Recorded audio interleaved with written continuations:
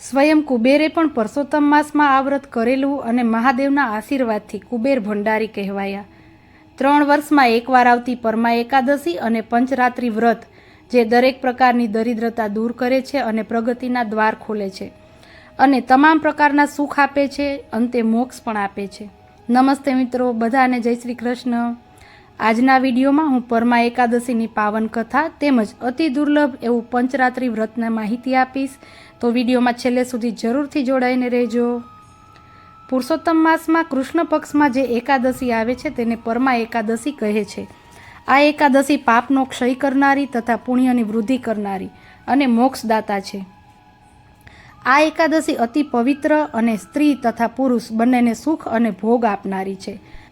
આ પાપનાશક પવિત્ર પરમા એકાદશીની કથાનો જે પાઠ કરે છે અથવા તો સાંભળે છે તેને ગયેલી વસ્તુ સાંપડે છે અને તેના દુઃખ અને દરિદ્રપણાનો નાશ થાય છે. તો ચાલો પરમા એકાદશીની પવિત્ર કથા સાંભળીએ. પૂર્વે કાંપિલ્ય નગરમાં સુમેઘા નામે એક જ્ઞાની અને ધર્મિષ્ઠ બ્રાહ્મણ તેની પવિત્રા નામની ગુણિયલ અને પતિવ્રતા સ્ત્રી સાથે રહેતો હતો. કમભાગ્યે તેઓ ધનથી વિમુખ હતા. બ્રાહ્મણ ભિક્ષા માગવા રોજ જતો, પણ તેને ભાગ્યે જ પેટ પૂરતું અન્ન મળતું. ક્યારેક બંનેને ભૂખ્યા રહેવું પડતું. એક ટંક ખાવાના પણ સાસા થઈ પડતા. બ્રાહ્મણી રૂપાળી તેમજ દયાળુ હતી. તે ગરીબ અવસ્થામાં પણ પતિને જરા પણ કંટાળો ન આપતી, કકળાટ ન કરતી અને નિરંતર તેની સેવા કરવામાં તત્પર રહેતી હતી. ક્યારેક આંગળે સાધુ સંત આવી ચડે તો તેમનો આદર કરતી, પોતે ભૂખી રહીને પણ તેમને જમાડતી. ઘરમાં હોય કે ન હોય તો પણ ગમે તેમ કરી તે અતિથિને ભોજન કરાવતી. બ્રાહ્મણને પોતાની આ ધર્મપ્રિય અને દયાળુ પત્ની પ્રત્યે ઘણું માન હતું. ગરીબીને લીધે તે દિવસે ને દિવસે દુબળી થતી જતી હતી. આથી બ્રાહ્મણને બહુ જ દુઃખ થતું હતું. ધન વગર સંસારમાં રહેવું સી રીતે, આ પ્રશ્ન નિરંતર તેને સતાવતો હતો. એક દિવસ બ્રાહ્મણે કહ્યું, હે દયાની દેવી, ધનનું સાધન થાય એવો કોઈ ઉપાય તારા ધ્યાનમાં હોય તો કહે, કારણ કે ધન વગર સંસારનો વ્યવહાર ચાલવો ખૂબ જ મુશ્કેલ છે. તો હું શું કરું અને ક્યાં જાઉં કે જેથી મને ધન પ્રાપ્તિ થાય? જો તું રજા આપતી હોય તો પરદેશ જઈ ધન કમાવી લાવું. જે માણસને પોતાના દેશમાં ધન નથી મળતું તેને પરદેશ વેઠવાથી સિદ્ધિ સાંપડે છે. ઉદ્યમ કર્યા વગર દ્રવ્ય પ્રાપ્તિ થતી નથી. કહે, હવે મારે શું કરવું? ચતુર પતિવ્રતા બ્રાહ્મણી પવિત્ર હાથ જોડીને કહેવા લાગી, હે નાથ, આપ મને પૂછો છો, પરંતુ આપ તો મહાજ્ઞાની અને વ્યવહાર કુશળ છો. છતાં આપ મને ભાર દઈને પૂછો છો તો હું કહું છું કે હે સ્વામી, કરેલા કર્મોનું ફળ ભોગવવું જ પડે છે. જો આપણે પૂર્વજન્મમાં દાન નહીં કર્યું હોય તો ગમે તેટલા ઉદ્યમ કરવા છતાં કંઈ મળવાનું નથી. તેને કલ્પવૃક્ષનો આશ્રય મળે તોય તે ધનહીન અને દુઃખી રહે છે. જેણે પૂર્વજન્મમાં વિદ્યા દીધી હોય, ધન દીધું હોય ને જમીન દીધી હોય, તેને આ જન્મમાં એ બધું એ મળે છે. નાથ, વળી વિધાતાના લેખ ઉપર કોઈ મેખ મારી શકતું નથી. તમે અહીં રહેશો કે પરદેશ રહેશો, પણ ભાગ્ય તો સાથે જ રહેવાનું છે. જો ભાગ્યમાં હશે તો ઘેર બેઠા જ મળશે. માટે આપ પરદેશ વેઠવાનો વિચાર માંડી વાળો. અહીં મારી સાથે રહો. આપ જશો તો હું આપના વિયોગે અત્યંત દુબળી બની જઈશ. વળી જે સ્ત્રીનો પતિ વિયોગ થયો હોય તે સ્ત્રીને કુટુંબીઓ તો શું, માતા પિતા પણ માન આપતા નથી. ઉલટું ખરાબ પગલાંની દુર્ભાગી કહે છે અને નિંદે છે. માટે આપના શ્રેય અર્થે અહીં જ રહો. આપણા ભાગ્યમાં હશે તો ધન પ્રાપ્તિ ઘેર બેઠા જ થશે. પત્નીનું કહેવું માની બ્રાહ્મણ પરદેશ જવાનો વિચાર માંડી વાળ્યો. પોતાને ઘેર રહ્યો. બંને દુઃખમાં પણ પ્રભુ ભજન અને અતિથિનું સ્વાગત કરતા જ રહ્યા. એક દિવસ ફરતા ફરતા કૌંડિન્ય મુનિ તેના આંગણે પધાર્યા. તેમને આવેલા જોઈ બ્રાહ્મણીએ ઉઠીને તેમને નમન કર્યું. અમારા અહોભાગ્ય કે આપ આજે અમારા આંગણે પધાર્યા. આપના આજ દર્શનથી અમે ધન્ય બન્યા. આમ કહી મુનિને ઘરમાં લઈ આદરથી ઉત્તમ આસન બેસવા માટે આપ્યું. પછી બંનેએ તેનું વિધિપૂર્વક પૂજન કરી પ્રેમપૂર્વક ભોજન જમાડ્યું. મુનિ બંનેને આશીર્વાદ આપવા તત્પર બન્યા ત્યારે બ્રાહ્મણી પવિત્રાએ 2 હાથ જોડીને પૂછ્યું, હે મહાત્મન, અમે ઘણા સમયથી દરિદ્રપણું ભોગવી રહ્યા છીએ, તો અમે શું કરીએ જેથી અમારા દરિદ્રપણાનો નાશ થાય? અમારા સદભાગ્યે આપ આજે અમારે ત્યાં પધરામણી થઈ છે અને અમને લાગે છે કે આપની કૃપાથી અમારું દરિદ્રપણું નાશ પામશે.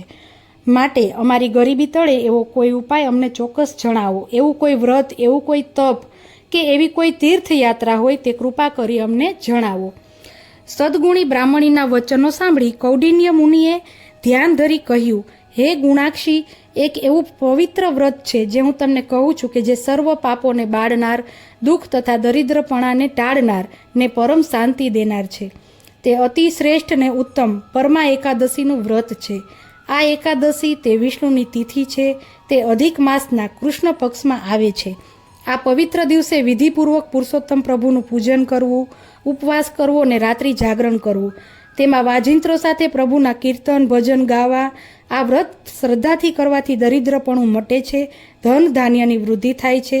જે ભાવિકો આ પરમા એકાદશીનું વ્રત ભાવપૂર્વક કરે છે તેઓને મહાપવિત્ર નદીઓ ગંગા અને જમના, પુષ્કર ઇત્યાદિ તળાવોમાં નાહવાનું પુણ્ય મળે છે.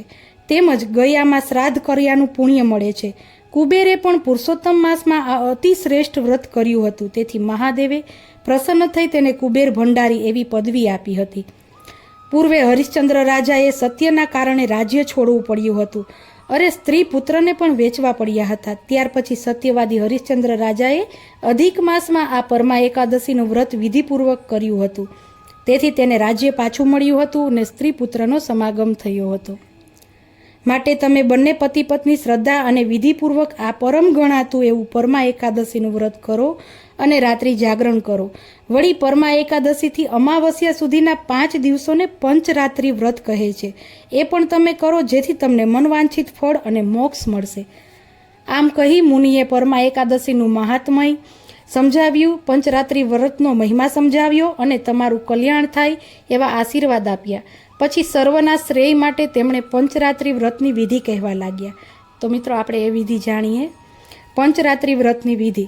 કૌંડિન્ય મુનિએ શ્રદ્ધાળુ બ્રાહ્મણ સુમેઘા અને તેની પત્ની પવિત્રાને જે પંચરાત્રિ વ્રત કરવાથી સુખ, સમૃદ્ધિ અને મોક્ષ મળે છે તે વ્રતનો વિધિ કહેવા માંડ્યો. પુરુષોત્તમ માસમાં પરમા એકાદશીના પવિત્ર દિવસે પ્રાતઃકાળે ઉઠી અને પુરુષોત્તમ ભગવાનનું ધ્યાન ધરી સ્નાન વગેરે નિત્ય કર્મથી પરવારી પુરુષોત્તમનું ધ્યાન કરવાનું. પંચરાત્રિ વ્રત માટે શ્રદ્ધાપૂર્વક બને તેટલા નિયમો ધારણ કરવાના. જે ભાવિકો આ 11થી અમાવસ્યા સુધી 5 દિવસો સુધી પ્રાતઃકાળમાં સ્નાન કરી નિરાહાર રહે છે, માતા પિતા અને પત્ની સાથે વૈકુંઠમાં વાસ કરે છે, તેઓ જે ભાવિકો 5 દિવસોમાં એક જ વાર જમે છે તેના સર્વે પાપો નાશ થાય છે ને તેનો સ્વર્ગમાં વાસ થાય છે. જે માણસો 5 દિવસ બ્રાહ્મણોને જમાડે છે તેને આખા જગતને જમાડ્યાનું ઉત્તમ ફળ મળે છે. જે માણસ વ્રતના 5 દિવસ જળથી ભરેલો ઘડો બ્રાહ્મણને આપે છે તેને અખિલ બ્રહ્માંડનું દાન કર્યા જેટલું શ્રેષ્ઠ ફળ મળે છે. જે ભાવિક વ્રતના 5 દિવસો દરમિયાન બ્રાહ્મણને તિલ પાત્રનું દાન કરે છે તેને તેટલા તલ હોય એટલા વર્ષો સુધી સ્વર્ગમાં રહેવાનો અધિકાર મળે છે.